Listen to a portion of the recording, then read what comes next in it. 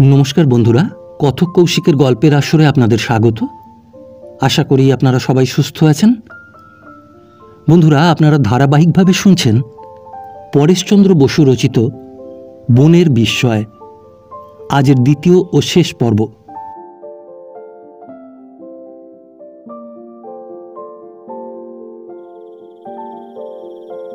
आरो किछुक्षण निःशब्दे चलार पर बोल्लुम, समीर अंधकारे पथ भूल करिसनि तो? समीर बोलले, ना कदिन धरे आमी अनेक परीक्षा करे रेखेछि, ताते पथेर भूल हबार कोनो भय नेई। आमरा एक मने पथ चलेछि, क्रमागत चला छाड़ा आर जेन आमादेर जीवनेर कोनो लक्ष्यई नेई। चलते चलते हठाৎ देखलुम आकाशेर एकदिकटाय एकटु आलो फुटेছে। বললুম, সমীর आकाशेर ओदिकटा फर्सा हये उठेছে, देख बोधहय सकाल हये एलो। थमके दाड़िये समीर बोलले, सकाल होते एखोनो अनेक देरी तपन, ताछाड़ा ओटा जे पश्चिम दिक, तबे शिगगिरई चाँद उठबे। समीरेर कथाई ठीक, सेई स्वल्प आलोय सब जिनिस स्पष्ट ना देखा जाक तार आबछायाओ देखा जाच्छिलो। एते आमादेर पथ चलार सुविधा बई असुविधा हलो ना। आबार जखन आकाशेर दिके चोख पड़ल, देखे नील आकाशे एक फाली चाँद जेन सादा मेघेर भेलाय चढ़े भेसे बेड़ाচ্ছে। कि सुंदर प्रकृति, कि मनोरम एर प्रत्येकटी दृश्य। एर किछुक्षण परेई भोरेर ठांडा बातास बইতে आरम्भ करल। पश्चिमे चाँद पश्चिमेई अस्त गेल, तबे बन आर अंधकारे ढाका पड़ल ना। पूब दिकटा उषार आलोके रांगा हये उठल। बने जागरणे साड़ा पड़े गेल। कि विचित्र कलरब, मुग्ध विस्मये ताई शुनते लागलुम। এই অপূর্ব সৌন্দর্যের যিনি সৃষ্টিকর্তা, মনে মনে তাঁর পায়ে সহস্রবার প্রণাম জানালুম। আকাশে আরম্ভ হয়ে গেছে সাতটি রঙের খেলা। হঠাৎ সামনের দিকে তাকাতেই চোখে পড়ল কতকগুলো কুঁড়ে। বললুম, সমীর দেখ, আমরা বোধহয় কোনো গ্রামে এসে পড়েছি। আমার কথা কানে যেতেই সমীর সামনের দিকে চেয়ে চমকে উঠল। চঞ্চল স্বরে বললে, একটু পাঁচালি আয় তপন। সমীরের ব্যস্ততা দেখে মনে কেমন ভয় হলো। বললুম, কোনো বিপদের আশঙ্কা আছে নাকি রে? সমীর বললে, হ্যাঁ, ওটা যে একটা গ্রাম তাতে কোনো ভুল নেই, তবে গ্রামবাসীরা জেগে উঠবার আগে আমাদের এই গ্রাম ছেড়ে পালাতে হবে। বললুম, কেন? এরা কে তুই জানিস? সমীর বললে, এরা আসামের আদিম অধিবাসী অহোম জাতি। প্রকৃতি এদের তেমন হিংস্র নয়, তবে এরা এখনো তেমন সভ্যতার সংস্পর্শে আসেনি, তাই নিমকের মর্যাদা হারায়নি। এরা রাজেনবাবুদের বন্ধু, তাদের কাছে নিয়মিত সাহায্য পায়, আর তার বদলে এরা বন পাহারা দেয়। আর এই পথে যারা চলাফেরা করে ধরে তাদের কাছে পৌঁছে দেয়। অনুনয় বিনয়ের কথা ছেড়ে দে, লক্ষ টাকা ঘুষের লোভ দেখালেও নিমখারামি এরা করবে না। সমীরের কথা শুনে ভয় প্রাণ উড়ে গেল। প্রাণপণে হাঁটতে লাগলুম। এত কষ্টের পর এদের হাতে আর কিছুতেই ধরা দেওয়া যাবে না। মনে মনে যখন এই সংকল্প করছিলুম, অদৃষ্ট দেবতা তখন বোধহয় অলক্ষ্যে বসে হাসছিলেন। গ্রাম ছাড়িয়ে এসে আমরা স্বস্তির নিঃশ্বাস ত্যাগ করব, হঠাৎ কোথা থেকে আমাদের চারিদিকে কতকগুলো উদ্ধত বর্ষা এসে পথ রোধ করলে। বিস্ময়ে থমকে দাঁড়িয়ে পড়ে দেখি প্রায় ২০-২৫ জন অহোম আমাদের ঘিরে ফেলেছে। ধরা দিতে মন বিদ্রোহী হয়ে উঠল। সমীরের কি মত জানবার জন্য তার দিকে তাকালুম। সমীর আমাকে চুপ করে থাকতে ইশারা করলে। এখন ভেবে দেখি সমীর সেদিন বিশেষ অন্যায় করেনি। এছাড়া পথই বা কি ছিল?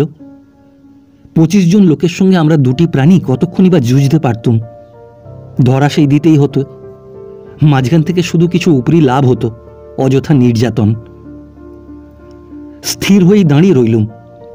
তাদের মধ্যে একজন লোক, বোধহয় সর্দারি হবে, বাঁচখাই গলায় কি বলে উঠতেই দলের আরেকজন লোক তার পাশে এসে দাঁড়ালো।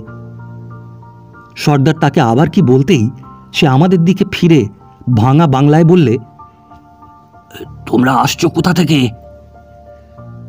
বুঝলুম সর্দার বাংলা জানে না, তাই এই লোকটা আমাদের দোভাষীর কাজ করবে। তার কথার উত্তর দিলে সমীর।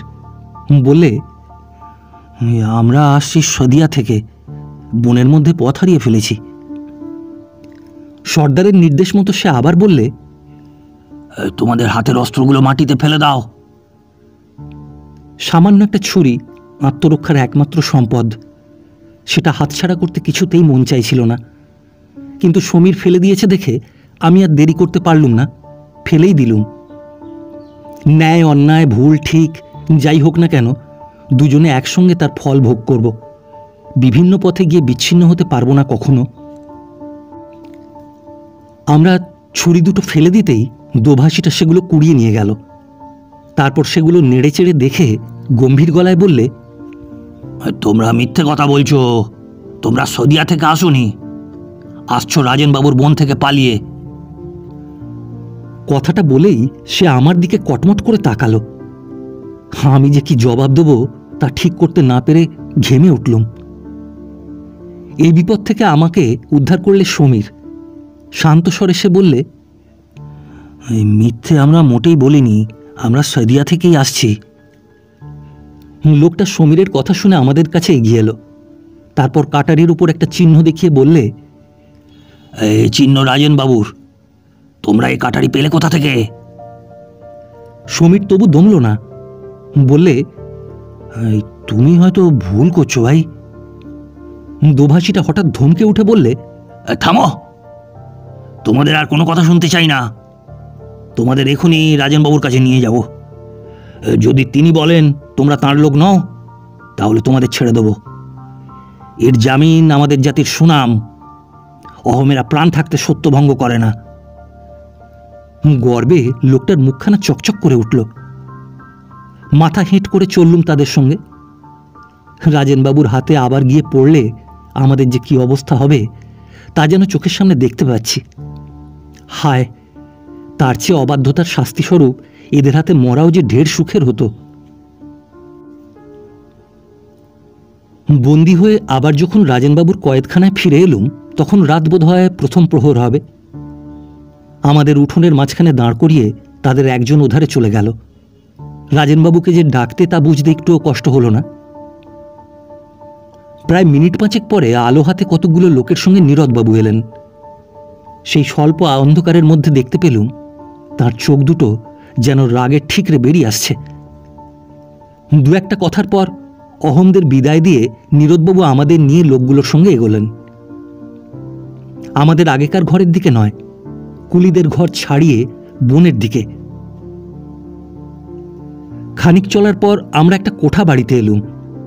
সেই বাড়ির নিচে একখানা অন্ধকার ঘরে আমাদের পুরে দরজায় চাবি দিয়ে নীরদবাবু চলে গেলেন। বুঝলুম কাল আমাদের ভাগ্যে যাই তোলা থাক না কেন, অন্তত আজ রাতের মতো আমরা রেহাই পেলুম। ঘরের মধ্যে এসে আমরা দুজনে কেউ কারুর সঙ্গে একটা কথাও বলিনি। মেঝের ওপর শুয়ে পড়লুম।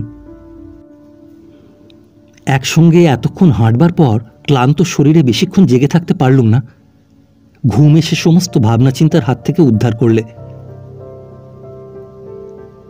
পরের দিন সকালে শঙ্কর এসে উপস্থিত হলো। তাকে দেখে খুশি হয়ে উঠল মনটা। আমাদের দুটি মুড়ি খেতে দিয়ে সে নিঃশব্দে বেরিয়ে গেল। দুপুরে খাওয়া দাওয়ার পর বসে আছি, মনটা অত্যন্ত চঞ্চল। যে অপরাধ করেছি তার শাস্তি পেতেই হবে জানি, কিন্তু ধৈর্য আর থাকছে না। মনে হচ্ছে যত কঠোরই হোক না শাস্তির মাত্রা, সেটা শেষ হয়ে গেলেই বাঁচি। তার প্রতীক্ষায় বসে থাকতে থাকতে যে পাগল হয়ে যাব। অবশেষে প্রতীক্ষা করার হাত থেকে মুক্তি পেলুম। দরজা খুলে শঙ্কর বললে, তোমরা বেরিয়ে এসো। বললুম, কোথায় শঙ্কর? শঙ্কর বললে, তোমাদের বিচার হবে রাজেনবাবুর কাছে। শঙ্করের উত্তর শুনে লজ্জা পেলুম। এ প্রশ্ন কেন মুখ থেকে বেরুল? আমাদের যে বিচার হবে এ কথা তো একবারও ভুলিনি। শঙ্করের পিছু পিছু সেই বাড়ির আর একখানা ঘরে এলুম। ঘরখানা বেশ বড়। ঘরের একধারে ফরাস পাতা, তার উপরে কতগুলো লোক বসে আছে। সকলেই পরিচিত নয়। রাজেনবাবু, নীরদবাবু আর দুনিয়া সিংকে কেবল চিনতে পারলুম। বাকি যে ৫-৬ জন রয়েছে মনে হলো তারা সর্দারের দল, এই বিচার সভার জুরি। আমরা শঙ্করের নির্দেশ মতো ফরাসের বিপরীত দিকে দেয়ালের কাছে গিয়ে দাঁড়ালুম। দুনিয়া সিংকে দেখে হঠাৎ চমকে উঠলুম। ও এখানে কেন? ও তো সর্দার নয়। তবে সন্দেহের মাঝে বেশিক্ষণ থাকতে হলো না। নীরদবাবু গম্ভীর গলায় বললেন, সমীর, তুমি চক্রান্ত করে পালাতে চেষ্টা করেছিলে। শুধু তাই নয়, তপনকে পর্যন্ত ভুলিয়ে নিয়ে যাচ্ছিলে। তার শাস্তি জানো? সমীর জবাব দেবার আগেই আমি বলে উঠলুম, মিথ্যে কথা, আমার পালানোর জন্য দায়ী আমি নিজে। নীরদবাবু ধমক দিয়ে উঠলেন, চবরাও শুয়ার। তারপর হাঁক দিয়ে বললেন, দারোয়ান, উসকো 5 কোড়া লাগাইয়ে। দারোয়ান যেন প্রস্তুতি ছিল, হুকুম তামিল করতে অগ্রসর হলো। সপাং করে একঘাত চাবুক এসে পিঠে পড়ল। উফ, কিসে যন্ত্রণা! দাঁতে দাঁত চেপে রইলুম। কোনোরকম কাতরতা ঠোঁটের ফাঁক দিয়ে প্রকাশ পেতে দেব না, কিন্তু মুখে বোধহয় যন্ত্রণার চিহ্ন ফুটে উঠেছিল। কেননা দ্বিতীয়বার চাবুক উঠতেই আমার মুখের দিকে তাকিয়ে সমীর দারোয়ানের ওপর বাঘের মতো ঝাঁপিয়ে পড়ে চাবুক কেড়ে নিলে। ব্যাপারটা সকলের বোধগম্য হবার পূর্বেই সমীর চাবুকটা বাগিয়ে ধরে একপাশে সরে দাঁড়ালো। ইচ্ছে যে এগোবে তার পিঠেই ওটা পরখ করবে। এরকমভাবে আপ্যায়িত হবার বোধহয় কারো ইচ্ছে ছিল না, কারণ সকলে যে যেখানে ছিল দাঁড়িয়ে রইল। তারপর ধীরে ধীরে দুনিয়া সিং এগোলো সমীরের দিকে। কাজ বরাবর হতেই সমীর সজোরে চাবুক চালালে, কিন্তু আশ্চর্যভাবে সে এড়িয়ে গেল। শুধু তাই নয়, আচমকা আক্রমণ করে সে সমীরকে মাটিতে ফেলে দিলে। এরপর আর সমীরকে আয়ত্তে এনে তার হাত পা বেঁধে ফেলতে রাজেনবাবুর দলকে বিশেষ কষ্ট পেতে হল না। এইবার নীরদবাবু সিংহনাদ করে উঠলেন। সমীরকে লক্ষ্য করে বললেন, এই তোমার বড় বিক্রম না? চাবুকের চোটে শরীরের প্রত্যেকটি হাড় গুঁড়ো করে দিয়ে তোমার বিক্রম শেষ করব। তারপর দারোয়ানকে লক্ষ্য করে বললেন, ওর বাকি 4 ঘা হয়ে গেলে এই উল্লুককে 50 ঘা বেত লাগাবি। দণ্ডের মাত্রা শুনেই মাথার ভেতরটা ঝিমঝিম করে উঠল। 1 ঘা চাবুকের যন্ত্রণা আমার এখনো কাটেনি। 50 ঘা চাবুক খাবার পর সমীর কি বেঁচে থাকবে? এ সম্বন্ধে কোনো কথা ভাববার আর সময় মিলল না। আমার দণ্ডের বাকি অংশটা আরম্ভ হয়ে গেল। দ্বিতীয় ঘা চাবুক প্রথমটার চেয়ে যন্ত্রণাদায়ক বোধ হলো। তারপরে যন্ত্রণা বোধ হলো বটে, কিন্তু তেমন গুরুতর নয়। শরীরের অনুভব শক্তি বোধ হয় তীব্র আঘাতে হঠাৎ অসাড় হয়ে পড়েছে। আমার পালা শেষ হলে সমীরকে সোজা করে দাঁড় করিয়ে দেওয়া হলো। এবার তার পালা। সপাং সপাং করে চাবুক চলল। সমীর কিন্তু অটল। না করলে সে আর্তনাদ, না পড়ল তার মুখে বেদনার ছায়া। দেখে বিস্ময়ে হতবাক হয়ে গেলুম। 30 ঘা চাবুক পড়বার পর সমীরের দেহ পড়ল এলিয়ে। অমন বলিষ্ঠ দেহ বারবার কেঁপে উঠল। তারপর একসময় পা দুটো থরথর করে কাঁপতে কাঁপতে সমীর মাটির ওপর পড়ে গেল। তারই ওপর চলল পিশাচদের তাণ্ডব লীলা। 50 ঘা যখন শেষ হলো, সমীরের দেহ তখন স্থির হয়ে গেছে।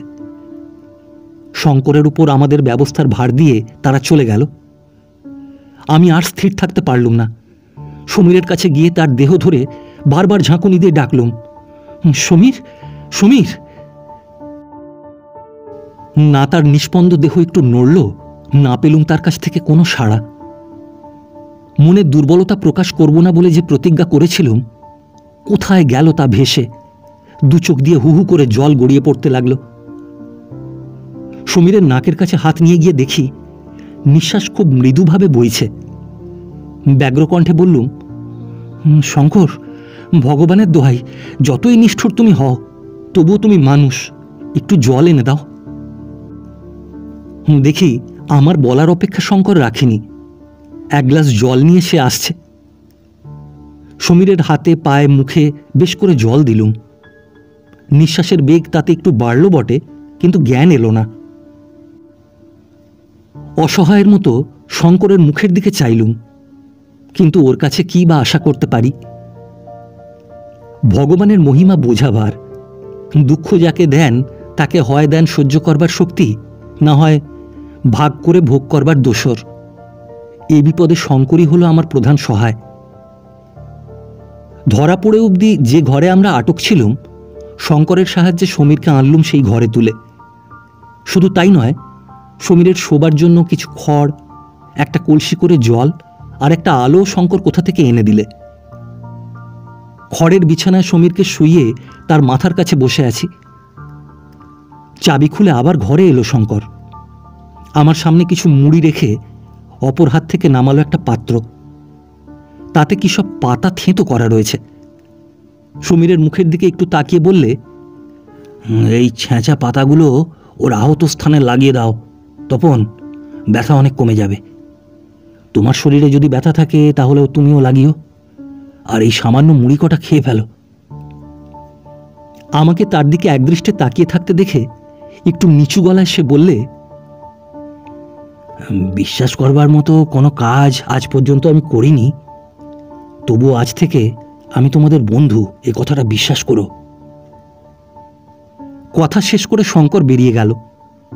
মুগ্ধ বিস্ময়ে তার গমন পথের দিকে তাকিয়ে রইলুম। মনের মধ্যে বারে বারে এই কথাটাই তোলপাড় করতে লাগলো। শঙ্কর বন্ধু, এ সত্যি না স্বপ্ন?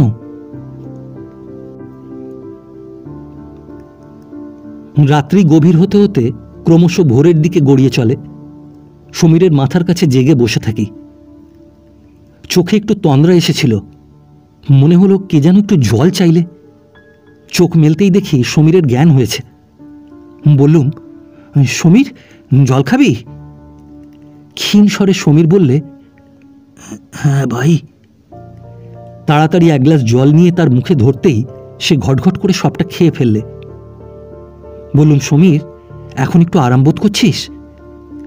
একটু ম্লান হেসে সে উত্তর দিলে, হ্যাঁ ভাই, কোনো কষ্ট নেই, শুধু গায়ে অল্প ব্যথা। একটা দুশ্চিন্তার বোঝা নেমে গিয়ে মনটাকে হালকা করে দিলে। যাক, শঙ্করের ওষুধটা বেশ ফল দিয়েছে, নইলে যাতনায় সমীর নিশ্চয়ই চিৎকার করত। আবার যখন সমীরের দিকে চাইলুম, তখন সে গাঢ় নিদ্রিত। খুশি মনে আমিও তার পাশে শুয়ে পড়লুম। 3 দিন কেটে গেছে। খাওয়া আর ঘুমানো ছাড়া আমাদের কিছুই করতে হয়নি। কষ্ট শুধু ঘরের মধ্যে বন্দি থাকার। আমাদের খাবার আনা আর প্রয়োজনীয় সব কাজ করে শঙ্কর। সে ছাড়া আর কাউকে এই 3 দিন আমাদের ঘরের ত্রিসীমানায় দেখিনি। সমীর বেশ সামলে উঠেছে। তাকে শঙ্করের সব কথা বলেছি, বিশ্বাস সে সম্পূর্ণ করেনি। সেজন্য তাকে দোষ দেওয়াও যায় না। দুনিয়া সিংয়ের দৃষ্টান্ত যে এখনও তার চোখের সামনে জলজল করছে। সমীরের পরামর্শ মতো শঙ্করের সঙ্গে দুর্ব্যবহার করা হচ্ছে। এ সত্ত্বেও যদি সে আমাদের উপর ক্রুদ্ধ না হয়, তবে বোঝা যাবে তার এই পরিবর্তন আন্তরিক। আমাদের ব্যবহারে শঙ্করকে দুঃখিত বই ক্রুদ্ধ বলে মনে হয় না। সমীরের পরীক্ষা শেষ হলো। শঙ্কর পাশ করেছে, অর্থাৎ তার এই পরিবর্তন মিথ্যা নয়। সেদিন শঙ্কর আসতে বললুম, শঙ্কর, আমাদের এই অবস্থায় আর কতদিন থাকতে হবে? শঙ্কর বললে, কাল তোমাদের এখান থেকে যেতে হবে। বললুম, কোথায়? শঙ্কর বললে, এই আমাদের প্রধানের কাছে। তোমাদের সম্বন্ধে কি করা হবে তার কাছে সে বিষয়ে আদেশ চাওয়া হয়েছিল, হুকুম এসেছে সেখানে পাঠাবার। কালই তোমাদের যেতে হবে। সমীর বললে, সে এখান থেকে কত দূর? শঙ্কর বললে, হ্যাঁ, ওই ক্রোশ 6 পূর্বে ব্রহ্মদেশের কাছাকাছি। অনেক কিছু কথা শঙ্করকে প্রশ্ন করতে ইচ্ছে হচ্ছিল, কিন্তু 7-5 ভেবে চুপ করে রইলুম। রাত্রে দুজনের চোখে ঘুম এলো না। আমাদের অদৃষ্টে ভবিষ্যতে আরও কি জমা আছে তাই আলোচনা করতে লাগলুম। কি করে কতদিন এর হাত থেকে মুক্তি পাবো তাও। কি কারণে বলতে পারি না, মনটা সকাল থেকেই ভালো ছিল না। বেলা 8টা আন্দাজ শঙ্কর হাসি মুখে এসে হাজির। বললে, এই আমার সঙ্গে তোমাদের যাওয়ার হুকুম হয়েছে, চটপট তৈরি হয়ে নাও, 10টার মধ্যে বেরোতে হবে। তারপর গলাটা একটু খাটো করে বললে, এই সকলের সামনে আমার ব্যবহার মন্দ বলে ঠেকলেও তোমরা দুঃখ পেও না। শঙ্কর আমাদের সঙ্গী হবে শুনে মনটা খুশি হলো। বললুম, ভেতরে ভেতরে এই ভাবনাটাই আমাকে ভাবিয়ে তুলেছিল। সমীর বললে, শঙ্কর, তুমি নিশ্চিন্ত হও, আমাদের তৈরি হতে 5 মিনিটের বেশি লাগবে না। যাত্রার পূর্বক্ষণে উঠোনে এসে দাঁড়ালুম। 4 জন অহমকে সঙ্গে নিয়ে শঙ্কর আসতেই আবার কোন অজানা কুলের উদ্দেশ্যে যাত্রা শুরু হলো। 4 জন অহম, শঙ্কর আর আমরা দুজনে। চারপাশে 4 জন অহম, মাঝে আমরা 3 জন। এইরকমভাবে পথ চলেছি। কোনো দিকে চাইতে সাহস হয় না, পাছে এই বুনোগুলো ভাবে আমরা পালাবার ফিকিরে আছি। তাতে হয়তো অকারণে জ্বালাতন করে প্রাণ অতিষ্ঠ করে তুলবে। অত্যন্ত গভীর বন। দিনের আলোর সেখানে প্রবেশাধিকার থাকলেও সূর্যদেবের ছিল না। গাছের পাতার ফাঁকে ফাঁকে একটু আধটু আলো পড়ে। কি সুন্দরই না দেখাচ্ছে। বনের মধ্যে দিনের আলো কমে এসেছে, বোধহয় এখন বিকেল। একটা ঝর্ণার ধারে এসে শঙ্কর বললে, এইখানে বসে একটু জিরিয়ে কিছু খেয়ে নাও, তারপর একটুখানি গেলেই আজ রাত্রের মতো বিশ্রাম। আজ রাত্রে তাহলে প্রধানের আড্ডায় পৌঁছবো না? খিদে সত্যিই পেয়েছে। অহমদের সঙ্গে যে কতগুলো পুঁটলি আছে তা এতক্ষণ নজরে পড়েনি। তারই একটা খুলে শঙ্কর সকলকেই অল্প অল্প মুড়ি দিলে। সেই মুড়িগুলো খেয়ে ঝর্ণার কাঁচের মতো পরিষ্কার জল আজলা আজলা পান করলুম। দেহ যেন ঠান্ডা হলো। ঠান্ডা হাওয়ায় শরীরটা একটু জুড়োতে না জুড়োতেই শঙ্কর হুকুম দিলে, এই উঠে পড়ো সব, আর দেরি করলে পথের মধ্যেই সন্ধে হয়ে যাবে। শঙ্করের কথাটা ঠিক বুঝতে পারলুম না। তবে কি পথে আমরা কোনো গ্রাম পাব? এতক্ষণ যে পায়ে চলা পথ দিয়ে আমরা আসছিলুম, সন্ধ্যার মুখে সেই পথ ছেড়ে ডান দিকে বেঁকলুম। অদূরে একখানা কুঁড়ে। কুঁড়ের চারধারে অনেকখানি জায়গা জুড়ে শক্ত করে উঁচু বেড়া দেওয়া। বেড়া ঠেলে আমরা ঘরের সামনে এসে দাঁড়ালুম। বুঝলুম এই ঘরেই আমাদের রাত্রিবাস করতে হবে। ঘরখানি বেশ। ঘরের মধ্যে এসে আমরা দুজন পা ছড়িয়ে বসে পড়লুম। শঙ্কর রান্নার জোগাড় করতে লেগে গেল। অহমেরা রইল বাইরে। শুনলুম নিজেরাই তারা রান্না করবে, তারপর বাইরে আগুন জ্বেলে পাহারা দেবে। বুনো জন্তু ছাড়া বুনো লোকদের আক্রমণেরও ভয় আছে নাকি? রান্না করে শঙ্কর ডাক দিলে খেতে। বাইরে আমরা খেতে এলুম। ওধারে অহমেরাও দেখলুম খেতে বসেছে। সারাদিনের পর এই সামান্য খাদ্য যথেষ্ট তৃপ্তি দিলে। শুতে যাবার পূর্বে শঙ্কর আরেকবার অহমদের সাবধানে থাকতে বলে দিলে। তারপর ঘরে এসে দরজায় দিলে খিল। বললে, এই বনের মধ্যে বিপদ যে কোথা থেকে আসে কিছুই বলা যায় না, তবু সাবধানে থাকা ভালো। 3টে বাঁশের মাচায় 3 জনে শুয়ে পড়লুম। একটু আগেই ক্লান্তিতে দেহ ভেঙে পড়ছিল, এখন আর তার লেশমাত্র চিহ্ন নেই। শয়তান রাজেনবাবুর কবলে পড়ার পর আজ এই প্রথম মনে শান্তি পেলুম। সত্যি কি মনোরম এই অরণ্যের নীরবতা! এ প্রাণকে শঙ্কিত করে তোলে না, তাকে ছুঁয়ে আনন্দের দোলা দিয়ে যায়। মনে হচ্ছে যেন 3 বন্ধুতে বনভোজনে এসেছি। হঠাৎ একটা কথা মনে হতেই বললুম, শঙ্কর, তোমরা এই বাঁশের মাচায় শোও কেন? এর চেয়ে মাটিতে খড় বিছিয়ে শোয়া যে ঢের আরামের। শঙ্কর বললে, এখানে বড় সাপের উপদ্রব, তাই বাঁশের মাচায় শোয়া। তারপর একটু কুণ্ঠিত স্বরে সে বললে, একটা কথা বলবো, কিছু মনে করবে না সমীরবাবু। তার কুণ্ঠা দেখে আমার মতো সমীরও বোধ হয় আশ্চর্য হয়ে গিয়েছিল। ধীর স্বরে সমীর বললে, তুমি কিন্তু হচ্ছ কেন শঙ্কর?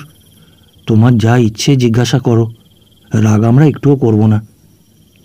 শঙ্কর বললে, তোমাদের বাড়ির কথা, রাজেনবাবু কি করে তোমাদের জোগাড় করলেন সে কথা শুনতে বড় ইচ্ছে হয়। সমীর বললে, এই বলতে আর কি আপত্তি থাকতে পারে? তপন বলতো ভাই। 3 জনে যে যার মাচার উপর উঠে বসলুম। ঘরের মধ্যে একটা মিটমিটে আলো জ্বলছে। তারই আলো অন্ধকার একটা যেন গোপন রহস্য সৃষ্টি করেছে। আমি শুরু করলুম আমাদের কাহিনী। বললুম রাজেনবাবুর সঠতার কথা, বললুম দক্ষিণী মায়ের অবস্থা, বললুম অত্যাচারে আমার দুর্দান্ত কাকার বাড়ি ছেড়ে পালানো। মা তাকে ছেলের মতো মানুষ করেছিলেন। তার খোঁজখবর না পেয়ে মা মৃতপ্রায়। আমার সংবাদ না পেলে হয়তো মা আর বাঁচবে না। কাহিনী শেষ করে শঙ্করের দিকে ফিরতেই দেখি শঙ্করের চোখের কোণে জল চকচক করছে। শঙ্করের চোখে জল! বিস্ময়ে নির্বাক হয়ে গেলুম।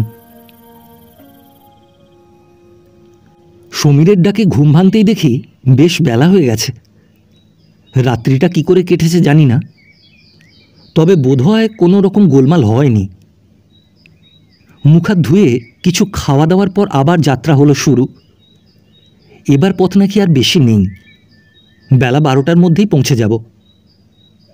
ঘড়িতে কটা বাজলো জানি না, তবে একসময় আমাদের পথ চলার শেষ হলো। আমরা গন্তব্যস্থানে এসে পৌঁছলুম। পূর্বেকার বনের সঙ্গে এর বিশেষ কোনো তফাৎ আছে বলে মনে হয় না। এখানেও আমরা আশ্রয় পেলুম সেই রকম একখানা ছেঁচা বেড়ার মধ্যে, তবে হারালুম শঙ্করকে। দিনের মধ্যে হয়তো একবার শঙ্করের সঙ্গে দেখা হয়, তাও ক্ষণেকের জন্য। দ্বিতীয় দিন সন্ধ্যায় প্রধানের আদেশ মতো আমরা চললুম তাঁর উদ্দেশ্যে। মনের মধ্যে সাহস সঞ্চার করতে চেষ্টা করলেও সাহস পেলুম না। বুক দুরু দুরু করে কাঁপতে লাগল। অপ্রধানদের কাছে যে অভ্যর্থনা পেয়েছি, প্রধানের কাছে তার কত গুণ লাভ করব, এই হলো মস্ত একটা চিন্তা। প্রধানের ঘরের কাছে এসে পা আর চলতে চায় না, তবুও চলতে হলো। ঘর নির্জন, দুটো তেলের প্রদীপের উজ্জ্বল আলোয় আলোকিত। ফরাসের ওপর অর্ধশায়িত অবস্থায় প্রধান শুয়ে আছেন। প্রধানের মুখের দিকে চাইতেই আমি যা কল্পনা করেছিলুম সবই যেন ওলট পালট হয়ে গেল। পরিপূর্ণ সৌন্দর্যে উদ্ভাসিত সুডৌল একখানি মুখ, যেমন দীর্ঘ ঋজু দেহ, তেমনি সমস্ত অঙ্গ প্রত্যঙ্গের গঠন নিখুঁত সুন্দর। প্রতিভায় উজ্জ্বল দুটি চোখ, তাতে যেন নীল আকাশের গাঢ় রহস্য। চাইলে হঠাৎ চমক লাগে, ভয় হয় না। আমরা ঘরের মাঝখানে দাঁড়াতেই প্রধান আমাদের দিকে একবার মুখ তুলে তাকালেন। সে দৃষ্টি কি তীব্র! মনে হলো যেন আমাদের মনের গোপন কোণ পর্যন্ত পৌঁছল। কিন্তু ওই ক্ষণেকের দেখাতেই তাঁর মুখের উপর যে বেদনার ছায়া পড়েছিল, তা আমার দৃষ্টি এড়াল না। কিসের দ্বন্দ্ব! পরক্ষণেই মনে হলো, সৎ হোক আর অসতী হোক, এত বড় একটা প্রতিষ্ঠানের গুরুভার দায়িত্ব যাঁর মাথায়, মুহূর্তমাত্র চিন্তাকে মন থেকে নির্বাসিত করবার সময় তাঁর কোথা? প্রধান প্রশ্ন করলেন, কোথায় আমাদের বাড়ি, আমাদের পিতৃপরিচয় প্রভৃতি সামান্য গুটিকত কথা। কি গম্ভীর সে স্বর! সে স্বর এবং দৃষ্টির সামনে দাঁড়িয়ে বোধহয় শয়তানেরও মিথ্যে কথা বলতে মুখে বেঁধে যায়। আমরা তো কোন ছাড়! সাধ্যমতো সকল প্রশ্নেরই সত্যি উত্তর দিলুম। আমার কথা শেষ হলে শঙ্কর ইঙ্গিতে আমাদের তাকে অনুসরণ করতে বলে এগোলো। বুঝলুম আমাদের পরীক্ষা শেষ হয়েছে। এরকম পরীক্ষা আমরা দিনে যতবার বলবে দিতে পারি। কি পার্থক্য এই প্রধান ও অপ্রধানদের মধ্যে! লোকে বলে সূর্যের তাপ সহ্য হয়, কিন্তু সেই তাপে তপ্ত যে বালি, তার উত্তাপ অসহ্য। কথাটা বর্ণে বর্ণে সত্যি। আমাদের সম্বন্ধে কি আদেশ হলো জানবার জন্য মন ছটফট করতে লাগলো। ছেড়ে দেবে এ আশা করি না, তবে শাস্তি যদি আবার পেতেই হয়, তার স্বরূপটা আগে থেকে জানা থাকলে প্রস্তুত হয়ে থাকতে পারি। শাস্তির দুঃখ তাতে বরং একটু লাঘব হয়। শঙ্করকে কাছে পেয়ে একবার জিজ্ঞাসা করেছিলুম, কিন্তু সেও কোনো আভাস দিতে পারেনি। ব্যস্ত হয়ে কোনো লাভ নেই জেনে নিশ্চিন্ত মনে খেয়ে দিয়ে ঘুমিয়ে কাটিয়ে দেবো ঠিক করলুম। এভাবে যে কটা দিন কাটে তাতে লাভ বই লোকসান দেখি না। সেদিন শঙ্করের সঙ্গে অপর একটি লোক আমাদের ঘরে শুভাগমন করলেন। পরিচয় জানা না থাকলেও অভ্যর্থনা করতে ত্রুটি করলুম না। হিন্দু আমরা, এটা বেশ জানি যে ৩৩ কোটি দেবতাদের মধ্যে সকলের ভালো করবার ক্ষমতা না থাক, মন্দ করতে পারেন ১৬ আনা। সুতরাং উপেক্ষা কাউকেই করা চলবে না। লোকটি বললে, তোমরা লেখাপড়ার কাজ ভালো জানো? তার কথা শুনে হাসি এলো। আমার উত্তর দিতে দেরি দেখে সমীর বললে, কাজ জানি না বটে, তবে লেখাপড়া কিছু কিছু জানি। সমীরের এই ঠাট্টাতে আবার কি ফ্যাসাদ বেঁধে ওঠে ভেবে ভয় পেয়ে গেলুম। কিন্তু কথাটা গায়ে না মেখে সে বললে, হ্যাঁ তাহলেই হলো, ওই একই কথা। এক হোক আর নাই হোক, আমার কিন্তু বিস্ময়ের আর অন্ত রইল না। প্রতিঘাত করবার ক্ষমতা থাকতে কেউ যে এরকমভাবে ক্ষমা করতে পারে, এর আগে আর দেখিনি কখনো। লোকটা বললে, বেশ, তোমরা ওই কাঠ চালানি কুলিদের কাজের হিসেব রাখবে। তোমাদের উপর প্রধানের এই আদেশ হয়েছে। এখন চলো, খাতাপত্র সব বুঝিয়ে দিই। আর গাছ কোপাতে হবে না, এই ভেবে মন আনন্দে নেচে উঠল। একটিও কথা না বলে লোকটার পিছু পিছু চললুম। কাজকর্ম বুঝে নিতে আমাদের বিশেষ কষ্ট হলো না। সাধারণ হিসাবের ভার পড়ল আমার ওপর, সমীর পেল কুলিদের কাজের হিসাব রাখার ভার। কাজ সহজ হয়ে গেল, এ আনন্দে আমাদের উদ্দেশ্য ভুললুম না। কাজকর্ম করি, যারা আলাপ করতে আসে হাসি মুখে তাদের সঙ্গে কথা বলি। দৈনিক যতটা কাজ হওয়া উচিত তার কম হলে সর্দারদের ধমক দিই। প্রত্যেক পদে দেখাতে চাই আমরা এখানকার সঙ্গে বেশ মিশে গেছি, আমাদের মন গেছে এখানেই বসে। কর্তৃত্বের বোধহয় একটা মোহ আছে, নইলে সর্দারদের ধমক দিলে মন খুশি হয়ে ওঠে কেন? এখানে আর সব বিষয়ে সুবিধা হলেও একটা অসুবিধা থেকে গেছে, সেটা সপাক আহার। কিন্তু এ নিয়ে দুঃখ করা ভুল। জগতে সকল বিষয়ে সুখী মানুষ কটা আছে? এখানে এসে পর্যন্ত চিন্তা করা ছাড়া পালাবার আর কোনো সুবিধা করে উঠতে পারিনি। ক্ষমতা হাতে পেয়ে প্রথমটা বুঝতে পারিনি যে এই ক্ষমতাই একদিন আমাদের এমন করে বিপন্ন করবে। আমাদের রুদ্র মূর্তি দেখে সর্দারগুলো ভয় করতে আরম্ভ করেছে। সুতরাং আলাপ করে যে এদের কাছ থেকে বনের পারিপার্শ্বিক অবস্থা জেনে নেব, তার উপায় আর রাখিনি। আরও বিপদে পড়েছি শঙ্করকে নিয়ে। তার সঙ্গে আর দেখা হয় না। সে এখানে আছে না রাজেনবাবুর দলে ফিরে গেছে তা জানি না। তার উপর রাগ হয়। ভালো করে ভেবে দেখলে কিন্তু রাগের কোনো অর্থ খুঁজে পাওয়া যায় না। সে আর আমাদের উপর অত্যাচার করবে না, আমাদের বন্ধু হবে বলেছিল। তার কথার নড়চড় তো কোথাও হয়নি।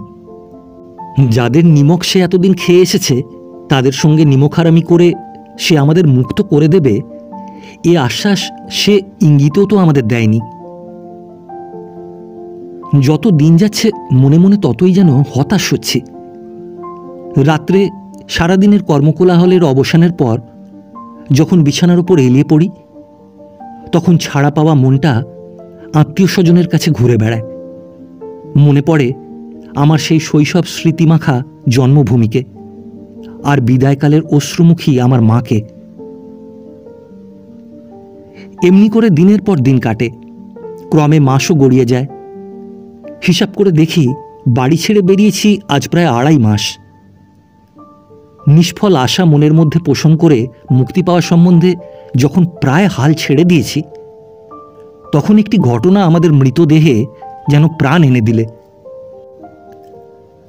সেদিন কোন শুভক্ষণে রাত পুইয়েছিল জানি না, তার কথা জীবনে কোনোদিন ভুলবার নয়। দিন শেষে এসেছি আমাদের কুটিরে ফিরে। একটু বিশ্রামের পর রান্নার জোগাড় দেখবার জন্য উঠলুম। ঘরের যে ধারে চাল ডাল রাখা ছিল, সেখানে গিয়ে দুটো চকচকে কি জিনিসের উপর লক্ষ্য পড়ল। ভালো করে পরীক্ষা করে আনন্দে মনটা উঠল ভোরে। ডাক দিলুম, এই সমীর, শিগগির আয়। কথার মধ্যে যে ব্যস্ততার সুর ফুটে উঠেছিল তা শুনে সমীর দৌড়ে এলো। বললে, কি হয়েছে তপন? চকচকে জিনিস দুটো আর কিছু নয়, দুখানা প্রকাণ্ড ছুরি। আঙুল দিয়ে সমীরকে তাই দেখিয়ে দিলুম। ছুরিগুলো পরীক্ষা করে সমীর বললে, বেশ ভারী আর ধারালো। এই এক এক ঘায়ে এক একটা লোককে 2 টুকরো না করা যাক, ভীষণভাবে জখম করা যাবে। আয় তপন, এগুলো লুকিয়ে ফেলা যাক, ভগবান যখন পাইয়েই দিয়েছেন। বললুম, কিন্তু কেউ যদি রেখে গিয়ে থাকে, ফিরে এসে না পায়? আমার কথায় বাধা দিয়ে সমীর বললে, না পায় বয়ে গেল, আমরা কি জানি তার? এই সুযোগ হাতে পেয়ে কখনোই ছাড়া যেতে পারে না, এ দুটো লুকোতেই হবে। কিন্তু লুকোবার মতো জায়গা এ ঘরের মধ্যে কোথায়? সম্ভব এবং অসম্ভব অনেক আলোচনার পর ঠিক হলো ঘরের আড়ার উপর ওগুলো রাখা হবে। ঠিক তো হলো, কিন্তু কাজে তা কি করে পরিণত করা যায়? ওই উঁচু আড়ার নাগাল পাওয়া যাবে কি করে? যা হোক, উপায় একটা মিলল। আমার কাঁধের ওপর চড়ে সমীর আড়ায় উঠে পড়ল। তারপর সে ছুরি দুটো ভালো করে লুকিয়ে রেখে নেমে এলো। কোনো পথ খুঁজে না পেয়ে মনের যে ইচ্ছা গোপনে সমাধি লাভ করেছিল, আজ এই সামান্য একটু সম্ভাবনার স্পর্শে এসে তা আবার সচেতন হয়ে উঠল। এখন আমাদের একমাত্র চিন্তা হলো একটু পথের সন্ধান কি করে পাওয়া যায়। চিন্তা মাত্রই সার হলো, পথের সন্ধান আর মিলল না। ব্যর্থ সন্ধানে কাটতে লাগলো দিনের পর দিন। ভগবান কখন যে কিরকমভাবে যোগাযোগ ঘটিয়ে দেন তা মানুষের বুদ্ধির অগোচর। নইলে যার চিন্তায় দিন রাত্রি চোখে ঘুম ছিল না, সেটা যে এমন সহসা, এমন অযাচিতভাবে আমাদের হাতে এসে পড়বে তা ভাবতেও পারিনি। সেই কথাটাই এখন বলি। সেদিন কাজের ফাঁকে দপ্তরখানার কতকগুলো কাগজপত্র নাড়াচাড়া করছিলুম। হঠাৎ তার মধ্যে একখানা ছক্কাটা কাগজ দেখতে পেলুম। কৌতূহলী হয়ে সেখানে নিলুম টেনে। পথের একখানা নকশা।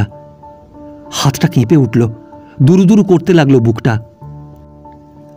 সেটা যে কোন পথের নকশা তা দেখবার আর সাহস হলো না। কি জানি যদি কেউ এসে পড়ে, যদি কেউ দেখতে পায়। তাড়াতাড়ি কাগজটা ভাঁজ করে টেঁকে গুঁজে নিলুম। সমীরকে পর্যন্ত তখন কোনো কথা বলতে সাহস হলো না। এরপর আর আমার সেখানে বসে থাকা অসম্ভব হয়ে উঠল। ভয় উত্তেজনায় কপালে বিন্দু বিন্দু ঘাম দেখা দিল। ঘরে ফিরে এসেও সমীরকে কিছু জানালুম না। খাওয়া দাওয়ার পর দুজনে শুয়ে পড়লুম। ক্রমে চারধারের কলকোলাহল নীরব হয়ে গেল। ধীরে ধীরে ডাকলুম, সমীর। সমীর তখনও ঘুমোয়নি। বললে, কি রে? বললুম, আলোটা জেলে নিয়ে একবার এখানে আয় তো ভাই। আলো নিয়ে সমীর এসে হাজির হতেই তার চোখের সামনে সেই কাগজখানা মেলে ধরলুম। কাগজটা একবার ভালো করে দেখে নিয়ে সমীর উৎসাহ ভরে বললে, এই কোথায় পেলি এটা? পেয়েছি কোথায় সমীরকে বললুম। সমীর বললে, তপন, এইবার বুঝি আমাদের মনের ইচ্ছা পূর্ণ হয়। আশায় আনন্দে মনটা দুলে উঠল। মুখ দিয়ে কোনো কথা বেরোল না। সমীর বলতে লাগলো, এই কাগজের ওপর দুটো পথের উল্লেখ রয়েছে। একটা গিয়েছে ওই রাজেনবাবু যে বনে আছেন সেইখানে, আর অপরটা গিয়ে পৌঁছেছে শিলচরে। সেই রাত্রে ঠিক হয়ে গেল পরের দিন আমরা শিলচরের দিকে যাত্রা করব। পরদিন প্রভাত যেন এক নতুন বার্তা নিয়ে হাজির হলো। আজকে সবকিছুরই রং যেন গেছে বদলে। আকাশ বাতাসে যেন মুক্তির আনন্দের আভাস পাচ্ছি। আজ যেন কিছুতেই মন বসে না। কোনো কিছু অন্যায় যেন চোখে পড়ে না। আসন্ন মুক্তির আনন্দ যেন তাদের সমস্ত দোষ হরণ করেছে। তাই যে ত্রুটির জন্যে অন্যদিন সর্দারদের বকেছি, আজ সেগুলো ত্রুটি বলে মনেই হলো না। সন্ধ্যা যত এগিয়ে আসতে লাগলো, একটি দুটি করে সন্ধ্যা তারা যতই ফুটে উঠতে লাগলো আকাশের গায়ে, মন ততই চঞ্চল হয়ে উঠতে লাগলো। যাত্রা করবার অধীরতা তার মধ্যে ছিল বটে, কিন্তু তার চেয়ে বেশি ছিল সাফল্যের সন্দেহ। কেবলই মনে হচ্ছিল, যদি আবার ধরা পড়ি। সময় কারো জন্য অপেক্ষা করে না। সমীরের হিসাব মতো আমাদের যাত্রার ক্ষণ এক সময় এসে গেল। পথের দেবতাকে স্মরণ করে অগ্রসর হলুম। মনকে প্রবোধ দিলুম, চেষ্টা করতে হবে, ফলাফল যাই হোক না কেন। চলেছি তো চলেইছি। পথ একে অচেনা, তাই গভীর বন, সুতরাং গতি মন্থর। প্রতি পদক্ষেপেই শঙ্কিত হয়ে উঠি, উৎকর্ণ হয়ে বনের প্রতিটি শব্দ শুনতে চেষ্টা করি। আকাশে এক ফালি চাঁদ উঠেছে, তারই আলোয় যেন দূরে কতগুলো কুঁড়ে দেখতে পেলুম। ভয় আর পা চলে না। সমীরও দেখলুম বেশ চিন্তিত হয়ে পড়েছে। পরামর্শ মতো ঠিক করলুম আর এগোনো হবে না, এইখানেই লুকিয়ে থাকব। তাতে বরাতে যাই হোক, জেনে শুনে ওই বুনোদের হাতে আর ধরা দেব না। নিবিড় বন এ কথাটা অপরিচিত নয়, লোকের মুখে শুনেছি, ছাপার হরপে পড়েওছি, কিন্তু সে সম্বন্ধে মনে মনে যা ধারণা করে রেখেছিলুম তা লোককে বলা চলে না। আমাদের চলার পথের একটু দূরে একটা প্রকাণ্ড অশ্বত্থ গাছ। ঠিক হলো তারই ঘন পাতার অন্তরালে আশ্রয় নেব। তারপরে বনের পারিপার্শ্বিক অবস্থা দিনের আলোয় বেশ ভালো করে দেখে তবে আবার অগ্রসর হওয়া। দুজনে গাছে উঠে একটা শক্ত মোটা ডালে আশ্রয় নিলুম। বসে বসে বোধহয় একটু তন্দ্রা এসেছিল। হঠাৎ একটা বিকট চিৎকারে ঘুম ভেঙে গেল। সঙ্গে সঙ্গে জেগে উঠল চারিদিক থেকে বিচিত্র গর্জন। বুঝলুম বনে জাগরণের সাড়া পড়েছে। রাত্রিটা জাগরণে হোক, নির্বিঘ্নেই কাটল। প্রভাত হবার সঙ্গে সঙ্গে স্বচ্ছন্দতা ফিরে এলো। মনে পেলুম সাহস। রাত্রির একটা বিভীষিকা আছে, তার অন্ধকার চির রহস্যাবৃত। তার মধ্যে কি যে লুকানো আছে তা মানুষের বুদ্ধির অগম্য, কেউ তা এ পর্যন্ত ভেদ করতে পারেনি। দিনের আলো ক্রমেই বাড়ছে। এখন আমরা চারধার বেশ পরিষ্কার দেখতে পাচ্ছি, কিন্তু বনের মধ্যে জনপ্রাণীর সন্ধান নেই। কাল রাতে যে কুঁড়েগুলো আমাদের গতিরোধ করেছিল তাদের দিকে বিশেষভাবে দৃষ্টি রাখলুম। এতক্ষণে সকলেই জেগে উঠেছে এবং আমাদের পালানোর সংবাদও বোধহয় জানাজানি হয়ে গেছে। তারা কখনো নিশ্চেষ্ট হয়ে বসে নেই, আমাদের খোঁজে চারধারে লোক পাঠিয়েছে নিশ্চয়ই। তাই ঠিক করলুম এবেলার মতো ওই গাছে বসেই কাটানো হবে। তারপর যদি সন্দেহজনক কিছু না ঘটে তবে সন্ধ্যার আগে আরেকটু অগ্রসর হব। গাছের উপর বসে আছি। অনেক দূর পর্যন্ত দৃষ্টি যাচ্ছে, কিন্তু ভয় পাবার মতো কিছুই দেখতে পাই না। ক্রমে সূর্য উঠল মাথার উপরে। তৃষ্ণায় গলা কাঠ হয়ে গেছে। বললুম, সমীর, ওই তো একটা নদী দেখা যাচ্ছে, ওখান থেকে হাত মুখ ধুয়ে একটু জল খেয়ে আসি। একটু ভেবে সমীর বললে, হ্যাঁ তা যা, কিন্তু ছুরিখানা সঙ্গে নে। জল খেয়ে ফিরে আসতে বোধহয় মিনিট 20 লেগেছিল। গাছে উঠে দেখি সমীর নেই। ভয় বুকের ধুকধুকুনি যেন থেমে গেল। সমীর গেল কোথায়? নদীতে সে যায়নি, তাহলে তো দেখতে পেতুম তাকে। কি যে করব কিছুই ঠিক করতে পারলুম না। শরীরে এমন শক্তি নেই যে নেমে গিয়ে এধার ওধার একটু সন্ধান নিই। অচেতনের মতো সেইখানে বসে রইলুম। কতক্ষণ যে ওইরকমভাবে কেটেছে জানি না। হঠাৎ পেছন থেকে কে আমার পিঠে হাত দিতেই চমকে ফিরে চাইলুম। দেখি হাতে কতকগুলো ফল নিয়ে সমীর দাঁড়িয়ে। আমাকে চমকাতে দেখে সমীর একটু হেসে উঠে বলল, এমন তন্ময় হয়ে কি ভাবছিলি রে? এতক্ষণ সমীরকে না দেখতে পেয়ে মনে যে ভয় হয়েছিল তাকে দেখা মাত্রই তার রাগে পরিণত হলো। বিশেষ তার হাসি দেখে জ্বলে উঠে বললুম, এই হাসতে তোর লজ্জা করে না? কোনো কথা না বলে গিয়েছিলি কোথায়? আমায় রাগতে দেখে সমীর বললে, এই সত্যি এটা আমার অন্যায় হয়ে গেছে, এই রাগ করিসনি, একটা ভারী সুখবর আছে। মনটা ঠান্ডা হলো। বললুম, সুখবর কি শুনি? গিয়েছিলি কোথায়? এসব ফলই বা কোথায় পেলি?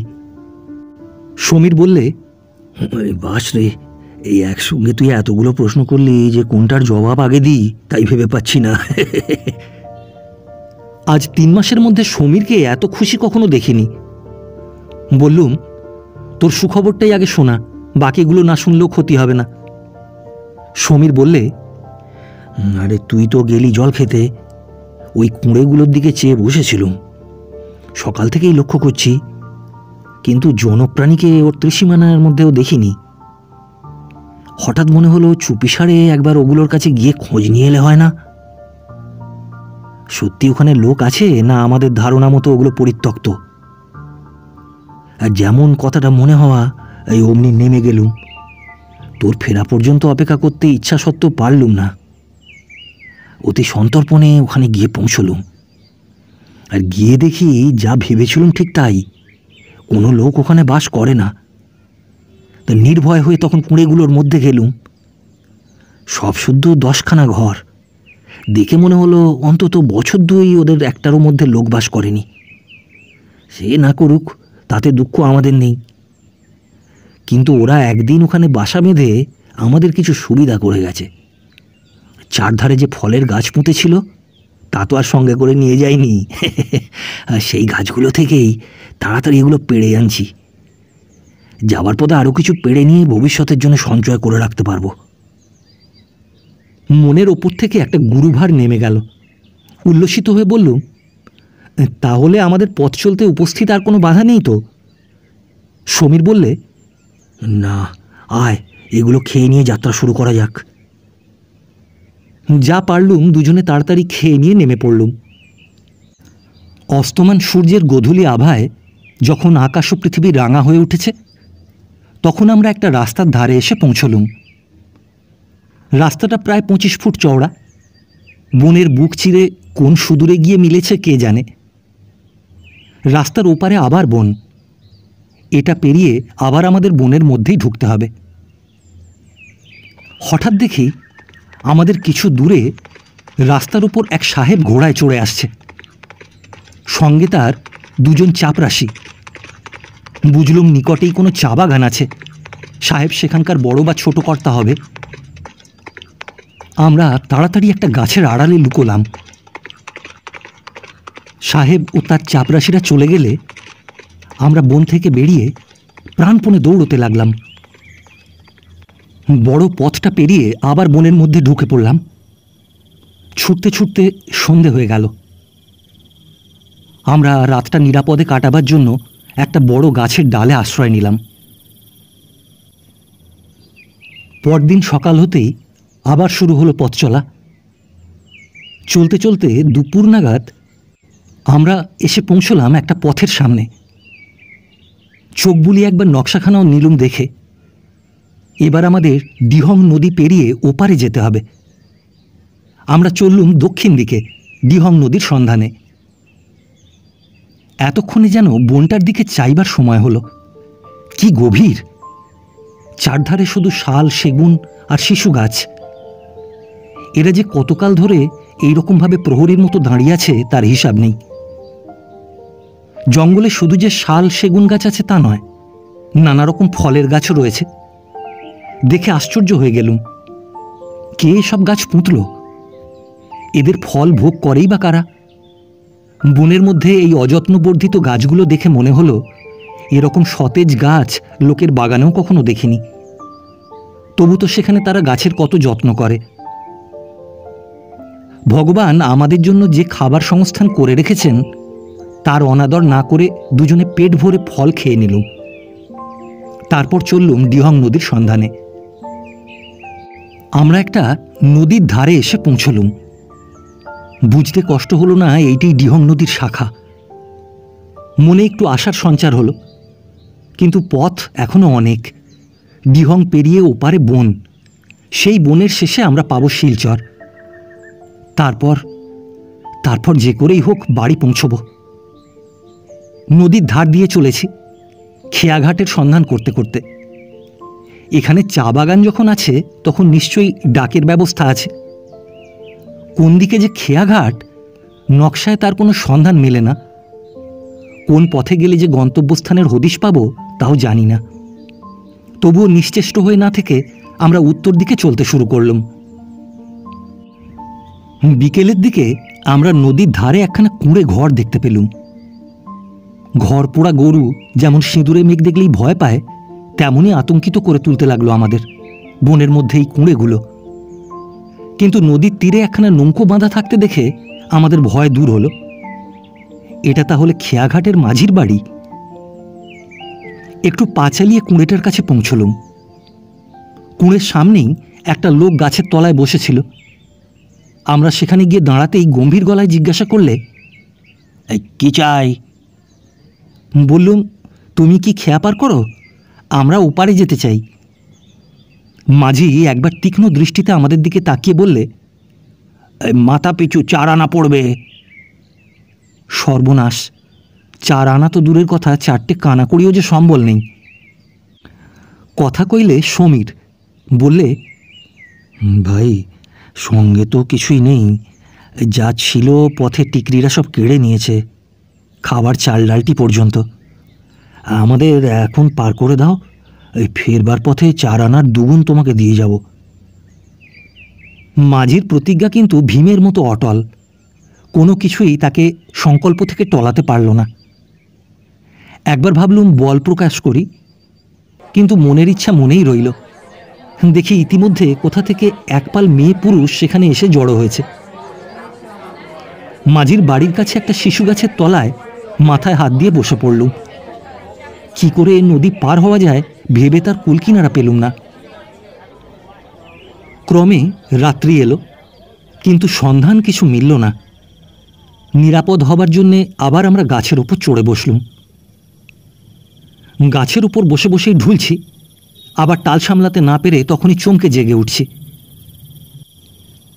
রাত তখন কত বলতে পারি না, কখন যে একফালি চাঁদ আকাশে উঠেছিল তাও জানি না। এখন দেখি সেটা পশ্চিমে ঢলে পড়েছে, কিন্তু তাতে রাতের খবর পাবো কি করে? চাঁদ তো আর প্রতিদিন ঠিক সময় অস্ত যায় না। কানে যেন কোথা থেকে একটা ডাক এলো, বাবুজি। চমকে চেয়ে দেখি গাছের নিচে আলো হাতে একটি বাচ্চা ছেলে। বিস্মিত হলুম খুব। সমীর বললে, কে? নিচে থেকে উত্তর এলো, একটু আস্তে কথা কইবে বাবুজি, একবার নেমে এসো। দুজনে নেমে এলুম।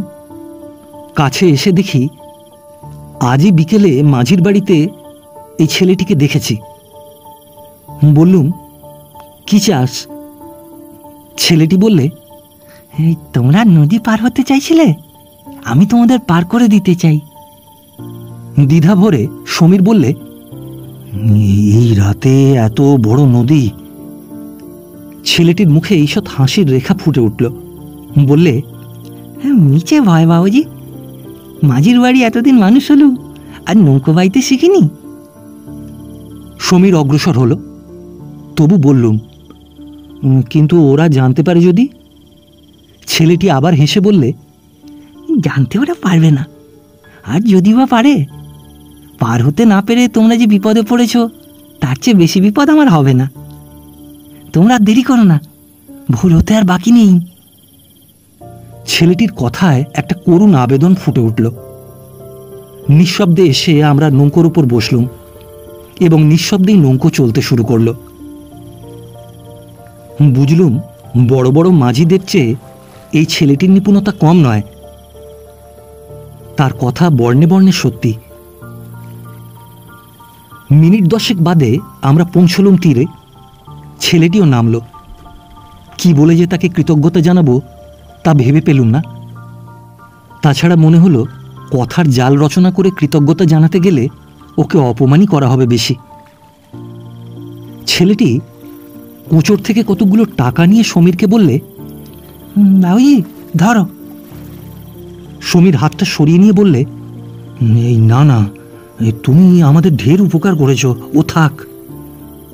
ছেলেটি আমার দিকে করুণ নয়নে চেয়ে বললে, বাবুজি তুমি ধরো, হ্যাঁ, আমার কথা যদি না শোনো। চোখ থেকে তার জল ঝরে পড়ল।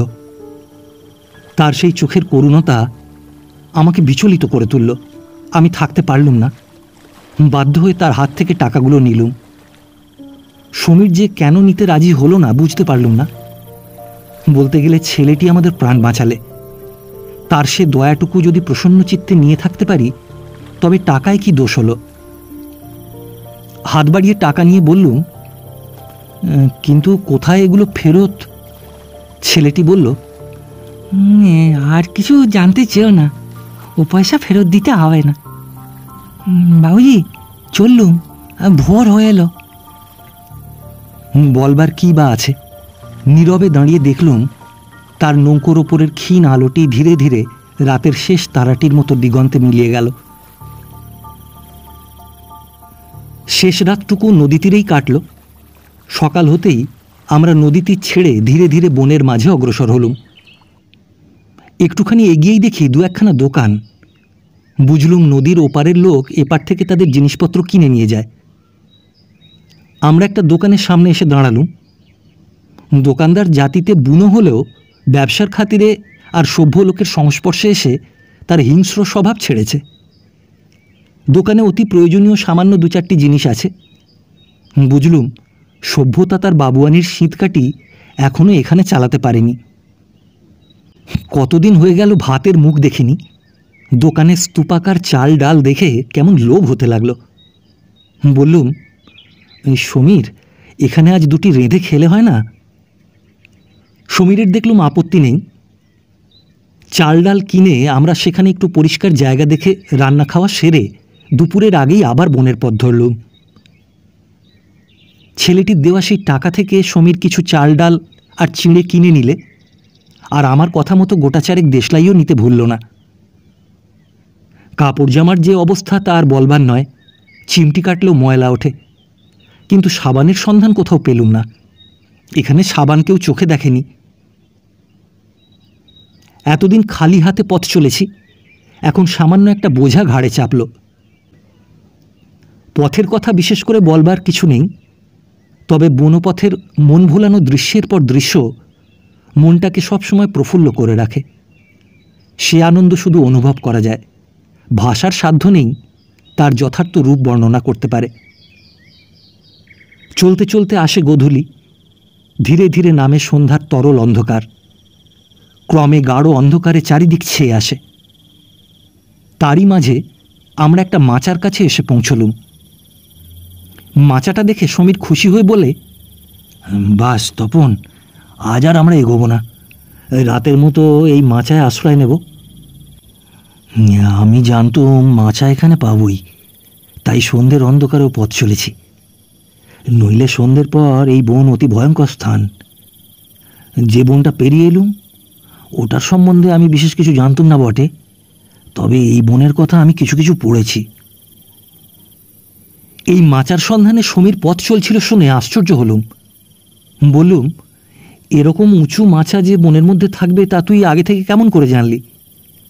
সমীর বললে, এগুলোকে হাতি ধরা মাচা বলে। এই বনের মধ্যে এরকম মাচা অনেক আছে। আশেপাশে যে শুকনো ডালপালা পেলুম তাতেই আগুন জ্বালিয়ে আমরা মাচার উপর উঠে বসলুম। সে রাত্রে দুটি শুকনো চিঁড়ে চিবিয়ে আমাদের থাকতে হলো। তৃষ্ণার জল তাও একটু পেলুম না। আজ এই প্রথম উন্মুক্ত আকাশতলে মাচার ওপর শয়ন। গাছের পাতার ফাঁকে ফাঁকে জোনাকি পোকার মতো মিটমিটে তারা দেখা যাচ্ছে। বললুম, সমীর, এই বনটা কি গভীর দেখেছিস? সমীর বললে, হ্যাঁ, আর এখানে কোনো ফলের গাছও নেই। আছে হাতি আর বাঘ, তবে দু একটা গন্ডারেরও দেখা পেলে পেতে পারিস। এই বনটা কত বড়? খুবই বড় বই কি।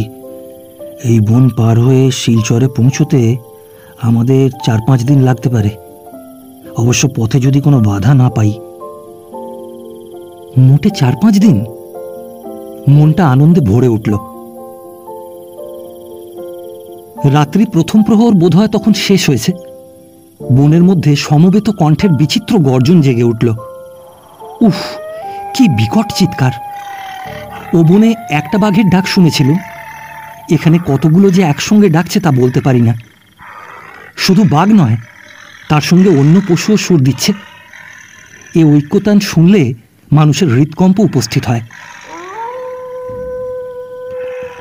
এই মিলিত রাগিনীর আলাপনের মধ্যে ঘুম তো দেশ ছেড়ে পালালো। মাথা হয়ে উঠল গরম, যেন পাগলের মতো হয়ে উঠলুম। একবার গর্জন শুনি আর মনে হয় মাচা থেকে লাফিয়ে পড়ে ছুটে পালাই। ক্রমশ শব্দ থেমে এলো। অবশেষে আমাদের এই দুঃস্বপ্নের পরিসমাপ্তি করলে প্রভাত এসে। ঠান্ডা বাতাস মাথায় লাগতে আমিও যেন কতকটা প্রকৃতিস্থ হলুম। সকালবেলা নেমে আবার চলতে শুরু করলুম। কিছুক্ষণ চলার পর বললুম, সমীর, জলের একটু সন্ধান করতে হবে ভাই, বড্ড তেষ্টা পেয়েছে। সমীর বললে, তেষ্টা কি আর আমারও পাইনি, তবে জলের কোনো সন্ধান পাবো বলে মনে হচ্ছে না। এই বনে বোধহয় জল মিলবে না, আর ডিহং নদী থেকেও আমরা অনেক অনেক দূরে এসে পড়েছি। বললুম, তাহলে এখন উপায়? উপায় একটা হবেই, সমীর বললে, কিন্তু তার মুখ দেখে মনে হলো সে নিজেও কথাটা অন্তরের সঙ্গে বিশ্বাস করতে পারছে না। দুপাশে সজাগ দৃষ্টি রেখে চলেছি, কিন্তু বৃথাই। মুখের মধ্যে কেমন আঠা আঠা হয়ে গেছে, কথা বলতেও কষ্ট হয়। হতাশ হয়ে বললুম, সমীর, আর তো পারছি না ভাই, আমি এইখানেই বসলুম। এটা মরুভূমি নয়, তবুও দেখছি জলের অভাবে এখানে প্রাণটা বেরিয়ে যাবে। সমীরও তৃষ্ণায় কম কাতর হয়নি, তবু আশ্চর্য তার মনের বল। আমার পাশে বসে সে বললে, হতাশ হোসনি ভাই, ভগবানের ইচ্ছায় এই বিপদ থেকে উদ্ধারের পথ একটা পাবই। চলার শক্তি আমার মোটেই ছিল না, আমি সেইখানেই বসে পড়লুম। তারপর যখন বসার ক্ষমতাও হারালুম, তখন পড়লুম শুয়ে। সমীর পাশে বসে আমার মাথায় হাত বুলিয়ে দিচ্ছিল। হঠাৎ কোনো কথা না বলে উঠে একদিকে চলে গেল। সে যে কেন উঠল আর কোথায় গেল, মাথা তুলে সেটুকু দেখবার ক্ষমতাও আমার ছিল না। নির্জীবের মতো তেমনিভাবে আমি পড়ে রইলুম। একটু পরেই সমীর 4-5টা বাঁশের কোঁড়ার মতো কি জিনিস হাতে করে নিয়ে এসে বললে, এই ওঠ তপন, জল খা। ধীরে ধীরে উঠে বসলুম। বললুম, কই জল? তারই একটা সরু মুখ একটু কেটে সমীর আমার হাতে দিলে। দেখলুম তার মধ্যে টলটল করছে পরিষ্কার জল। এক চুমুকে সেটা খেয়ে ফেললুম। সামান্য একটু কষা হলেও এ জল পানের অযোগ্য নয়। সমীরের আনা সেই 5-5টা কোঁড়ারই জল খেয়ে দেহের স্বাভাবিক অবস্থা ফিরে পেলুম। জিজ্ঞাসা করলুম, সমীর, এগুলো কি, পেলি কোথায়? সমীর বললে, এগুলো এক রকমের গাছ, জলে ভর্তি থাকে, এই বনেই পেলুম। তৃষ্ণায় ছাতি ফেটে গেলেও আমি কিন্তু একটু হতাশ হইনি। মনের মধ্যে কেমন একটা বিশ্বাস ছিল এই বিপদ থেকে উদ্ধার আমরা পাবই। তারপর তোর মাথায় হাত বুলিয়ে দিতে দিতে হঠাৎ ওই গাছগুলোর দিকে দৃষ্টি পড়ল। তখনই মনে হলো জলে ভরা ওই রকম গাছের কথা যেন পড়েছি। পরীক্ষা করতে ছুটে গিয়ে দেখি সত্যিই তাই। ভগবানকে ধন্যবাদ তপন, আমরা এই যাত্রা জলের অভাবের হাত থেকে রক্ষা পেলুম। যাবার জন্যে উঠে দাঁড়িয়ে বললুম, এই সমীর, তবে ওই রকম গাছ কিছু তুলে সঙ্গে নেওয়া যাক। আমার কথা শুনে সমীর হেসে উঠে বললে, তার আর দরকার হবে না, এই বনের সমস্ত জায়গায় ওই গাছ ব্যাঙের ছাতার মতো গজিয়ে আছে। এই একবার যখন জানতে পেরেছি তখন পাওয়া কঠিন হবে না। চল, আর মিছে দেরি করে লাভ নেই, একেই তো অনেক সময় নষ্ট হয়ে গেল। দুপুরে এক জায়গায় বসে দুটি চিঁড়ে চিবিয়ে নিলুম, তারপর আবার শুরু করলুম চলতে। আমাদের জীবনে যেন এখন প্রধান উদ্দেশ্য হয়ে দাঁড়িয়েছে পথ চলা। জানি না এর পরিসমাপ্তি কবে হবে। বিকালে আমরা আবার একটা হাতি ধরা মাচার কাছে এলুম। সমীর বললে, এই আজকের মতো এইখানেই আমাদের পথ চলা শেষ। কতকগুলো জল ভর্তি কোঁড়া কেটে নিয়ে মাচার ওপর উঠলুম। রাত্রে আবার সেই নিস্তব্ধ বন সচকিত করে আরম্ভ হলো পশুদের দাপাদাপি। আর এই ব্যাপার আমাকে তত চঞ্চল করতে পারল না। এমনকি রাত্রে আমি এরই মধ্যে একটু ঘুমিয়ে নিলুম। পরদিন আবার চলেছি। বেশ বুঝতে পারছি আমাদের চলার শেষ হয়ে আসছে। বন হয়ে আসছে ক্রমশ পাতলা। পায়ে চলা পথ আমরা অনেক দেখতে পাচ্ছি। অবশেষে আমরা বনের বাইরে এসে পৌঁছলুম এক পাকা রাস্তার ওপরে। সূর্যের দিকে তাকিয়ে মনে হলো বেলা দুপুর পেরিয়ে গেছে। মনের মধ্যে আনন্দের ঝড় বয়ে গেল। এই আনন্দের শিহরণ যেন এই ক্ষুদ্র দেহ সহ্য করতে পারবে না, বুকের ধুকধুকুনি বন্ধ হয়ে যাবে। বললুম, সমীর চল, একেবারে লোকালয়ের মধ্যে গিয়ে বিশ্রাম নেব। সমীরেরও তাই ইচ্ছে।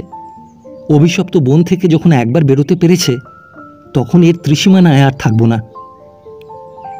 মাইলখানেক পথ হেঁটে আমরা শহরের বুকে উপস্থিত হলুম।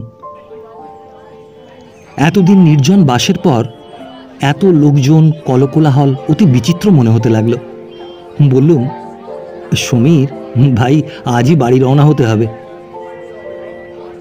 সমস্ত বাধাবিঘ্ন অতিক্রম করে নিশ্চিন্ততার মধ্যে এসে 1 মিনিটও আর এখানে থাকতে ইচ্ছে করছে না। আমার আজন্ম পরিচিত গৃহ, আমার মায়ের স্নেহ যেন হাতছানি দিয়ে আমায় ডাকছে। তাদের আকর্ষণ কাটিয়ে এখানে বাস করি, সে শক্তি আর মনের নেই। একদিন যেমন নিঃশব্দে প্রফুল্ল মুখে বাড়ি থেকে বিদায় নিয়েছিলুম, আজও ঠিক সেই রকমভাবে ফিরে এলুম। সেদিন মায়ের ছলছল চোখ যেমন আমাদের সমস্ত বিপদ আপদ থেকে উদ্ধার পাবার আশায় আশীর্বাদ বর্ষণ করেছিল, আজও তেমনি আমাদের ভক্তিনত শিরে মা যে নিঃশব্দ আশীর্বাদ বর্ষণ করলেন, তার সমস্ত অন্তর দিয়ে অনুভব করলুম। আমাদের দেখে ক্ষণেকের জন্য মা যেন কেমন উন্মনা হয়ে গেলেন।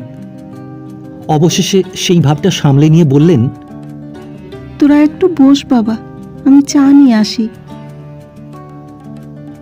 দুপুরে খেয়ে দিয়ে দুজনে ঘুমোবার চেষ্টা করছি, কিন্তু ঘুম কিছুতেই আসছে না। বৃথাই চোখ বুজে তার আরাধনা করছি। সমীরের বোধহয় আমারই মতো অবস্থা। ঘুমের সম্বন্ধে নিরাশ হয়ে তাকে ডাকতে যাব, এমন সময় হাসতে হাসতে সে বললে, কিরে, ঘুম হলো না?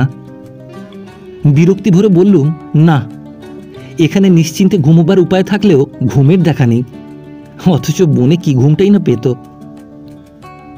সমীর দেখলুম কেমন অন্যমনস্ক হয়ে গেছে। আমার কথা বোধহয় তার কানে যায়নি। হঠাৎ সে বলে উঠল, আচ্ছা তপন, আমাদের পথের নকশা, ছুরি, নদী পেরোনো, এ সমস্তের মূলে এক অতি হিতৈষীর গোপন চেষ্টা প্রকাশ পাচ্ছে। সে কে বলতে পারিস?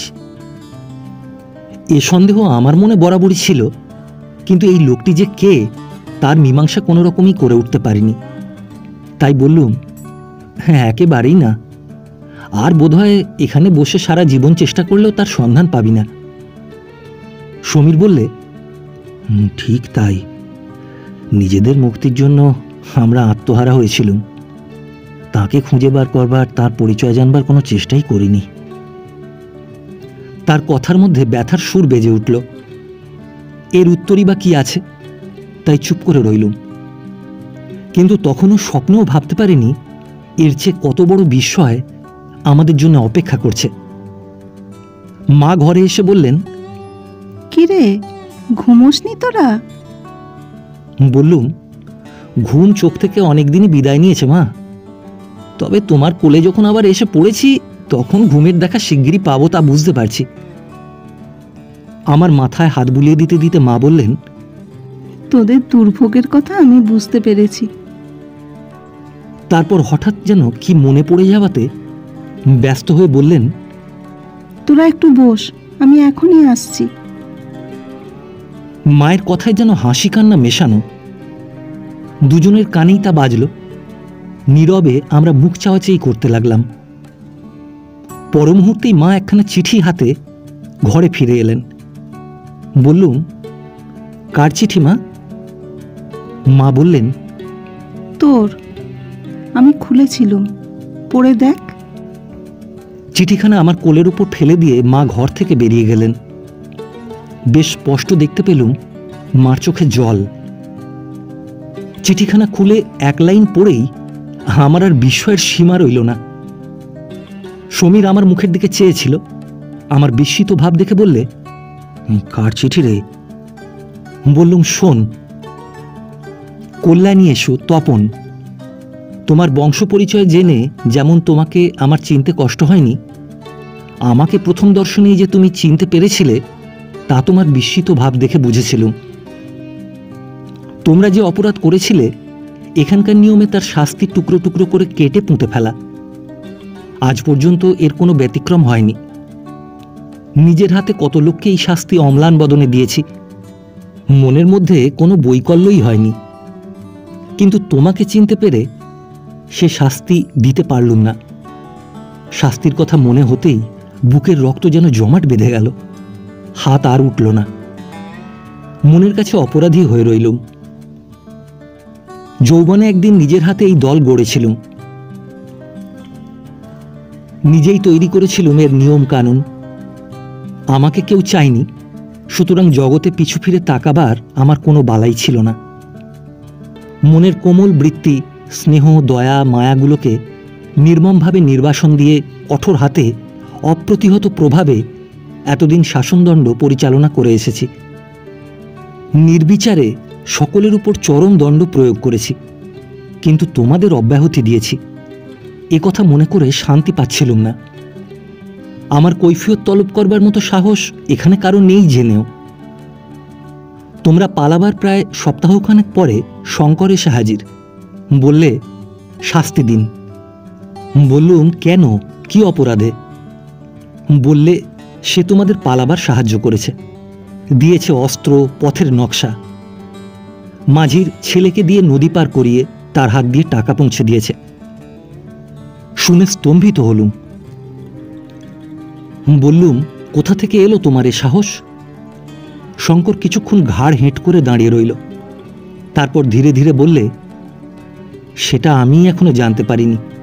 কি সাহসে করেছি তাই ভেবে এখনো আশ্চর্য বোধ করি। তবে তাদের দেখে মায়া হয়েছিল, সেই সাহসেই বোধ হয়। শুনে মনে হলো, ঠিক, মায়া, দয়া, স্নেহ, মমতাগুলো মরে যায় না। প্রকাশের উপযুক্ত পথ না পেয়ে যখন তারা নিঃসাড়ে ঘুমিয়ে থাকে, মূর্খ আমরা তারা মরে গেছে বলে তখন আত্মপ্রসাদ লাভ করি। গম্ভীর হয়ে বললুম, জানো এর শাস্তি তিলে তিলে মৃত্যু? শঙ্করের মুখে একটু ভয় বা দুঃখের চিহ্ন দেখলুম না। বললে, তাই দিন। যদি সেই যন্ত্রণা ভোগ করলে এতদিনের পাপের কোনো ক্ষয় হয়। কিন্তু নিজে অপরাধী হয়ে অপরের অপরাধের বিচার করব, হার মানতে হলো। তার কাছে নিজের অপরাধ খুলে বললুম। তোমাদের মুক্তি দিয়েছে বলে আনন্দে তাকে বুকে জড়িয়ে ধরলুম। বললুম, মৃত্যুকে আলিঙ্গন করে পাপের ক্ষয় হবে না শঙ্কর। এইসব ত্যাগ করে প্রতিদিনের দুঃখ কষ্ট ভোগ করে পাপের স্মৃতিতে দগ্ধ হয়ে এর প্রায়শ্চিত্ত করবার সাহস আছে? শঙ্কর বললে, আছে। বললুম, তবে প্রস্তুত হও। এই সমস্ত ছেড়ে দিয়ে এক বস্ত্রে নিঃসম্বল হয়ে এই জায়গা ছেড়ে যেতে হবে। শঙ্কর তাতেও অমত করেনি। তারই সঙ্গে আজ চলেছি এখান ছেড়ে, কোথায় জানি না।